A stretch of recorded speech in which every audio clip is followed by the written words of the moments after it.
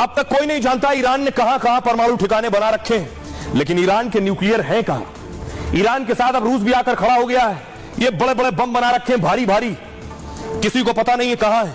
Iran ने कभी खुलकर नहीं माना कि उसके पास परमाणु बम है। अमेरिका, इजराइल का दावा यह है कि उसके पास परमाणु जखीरा है। ईरान के पास काफी यूरेनियम और खतरनाक बारूदी सामान है, लेकिन उसने ये परमाणु हथियार खुफिया ठिकानों में छिपा रखे हैं। आज मैं आपको बताऊंगा ये कहां है ठिकाने। इजराइल को ईरान के ऐसे 9 ठिकानों के बारे में पता चल गया है। तेहरान ने तेहरान से 300 किलोमीटर दूर एक जगह है इस्फान प्रांत में, नतांज। ईरान का सबसे बड़ा खुफिया परमाणु अड्डा यही नतांज है। जमीन के अंदर बम बनाने के लिए बंकर बने हुए हैं। यहां नतांज पर कई बार हमले की कोशिश हो चुकी है। खतरे को देखते हुए नतांज में इस वक्त रेड अलर्ट है। दूसरा ठिकाना है फोर्डो। पहाड़ को खोदकर सीक्रेट परमाणु लैब बनाई गई, जमीन के नीचे, इतने नीचे कि उसे नष्ट कर पाना नामुमकिन है। वहां वो बंकर फोड़ने वाला मिसाइल भी नहीं घुस सकता है। 5 परमाणु बम बनाने की क्षमता फोर्डो ठिकाने में। अमेरिका, फ्रांस, ब्रिटेन ने इस पर ऐतराज जताया। इससे पहले एक और जगह है, उसका नाम है इस्फान। ईरान के दूसरे सबसे बड़े शहर में परमाणु सेंटर है। परमाणु बम तैयार करने के लिए खास उपकरण रखे हुए हैं यहां। 2 महीने पहले इजराइल ने इस्फान पर हमला किया था। बेहद कड़ी सुरक्षा के चलते परमाणु अड्डे को नुकसान नहीं हुआ। और एक और बड़ी जगह और ठिकाना है तेहरान रिसर्च सेंटर। खबर यह है कि कैंसर के इलाज के लिए खास केंद्र बनाया हुआ है। यहां भी भारी संख्या में यूरेनियम रख रखा है। खुफिया तौर पर परमाणु हथियार बना सकता है यहां पर, इसलिए यह भी इजरायली सेना के टारगेट पर यह सेंटर भी है।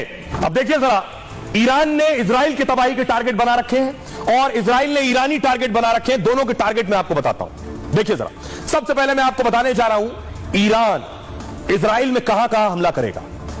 ईरान ने जो टारगेट सेट कर रखे हैं नेतन्याहू के लिए, वो उनके 6 पावर प्लांट हैं। इसके अलावा 2 ऑयल फील्ड हैं इजराइल की, उस पर ईरान हमला कर सकता है। 2 ऑयल रिफाइनरीज हैं, ईरान वहां मिसाइल दाग सकता है। नेतन्याहू के एक ऑयल टर्मिनल जो ईरान के टारगेट पर है।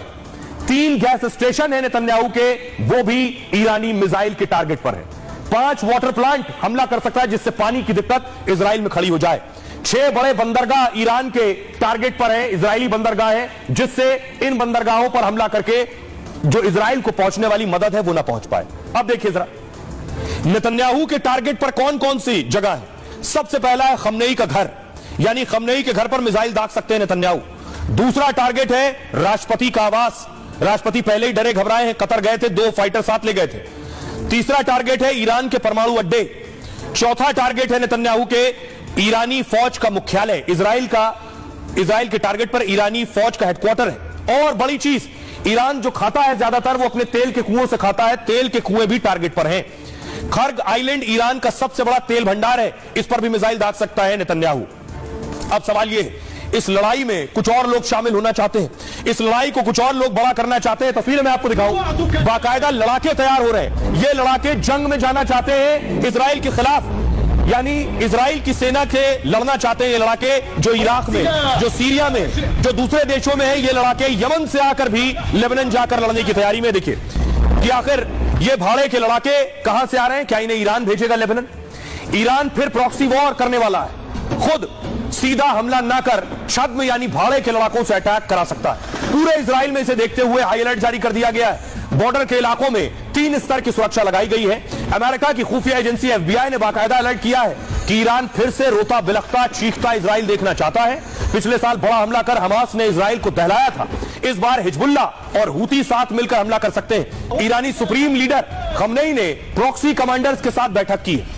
प्रॉक्सी यानी समझ लीजिए जो छद्म लड़ाके तैयार किए हैं इजराइल ने, और इसमें इजराइल की, ईरान ने जो तैयार किए, इसमें इजराइल की तबाही का ब्लूप्रिंट बनाया गया। खमनेई ने कहा है मुस्लिम देश एक हो जाएं, अल्लाह की ताकत मिलेगी। ईरान का दुश्मन वही है जो लेबनान का, फिलिस्तीन का और यमन का।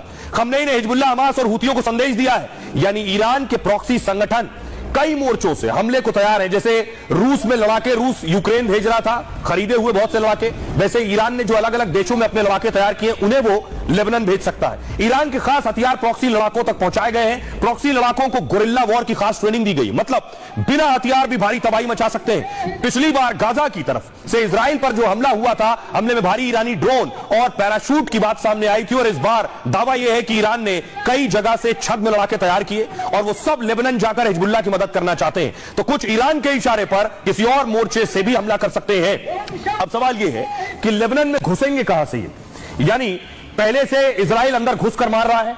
कहां से ये लड़ाके घुसेंगे, इनके रूट बताता हूं मैं आपको। इजराइल के खिलाफ लड़ने के लिए लड़ाके घुसने वाले हैं। देखिए जरा, रूट आपके सामने है, पूरा रूट मैप में रख रहा हूं कि आखिर इनकी एंट्री कहां से होने वाली है। ये ईरान आप देख रहे हैं, ईरान से देखिए, इराक से देखिए, सीरिया की तरफ जा रहे हैं, टनल के जरिए जाएंगे संभव है। इराक से सीरिया में घुसेंगे। आगे प्ले कीजिए इसे। सीरिया से ये दाखिल होंगे लेबनान में। ये पूरा रूट है, यानी इराक से सीरिया और सीरिया से लेबनान जाएंगे, इस रास्ते से जाएंगे। आइए अब आपको सुनवाता हूं, सुनिए कि आखिर सवाल यह है, इस बड़ी लड़ाई में कुछ और लोग कूद गए। जंग बड़ी हो रही है, लेकिन नेतन्याहू और मैक्रो आपस में भड़ गए। मैक्रो कह रहे हैं कि नेतन्याहू लड़ाई रोक नहीं रहे, नेतन्याहू लड़ाई रोक नहीं रहे, इसलिए हथियार देना बंद कर दो।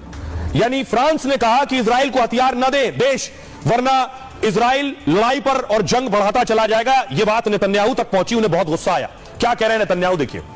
मैक्रो ने कहा जंग रोकने के लिए राजनीतिक समाधान की जरूरत है और हमें गाजा में लड़ने के लिए हथियार भेजना बंद कर देना चाहिए।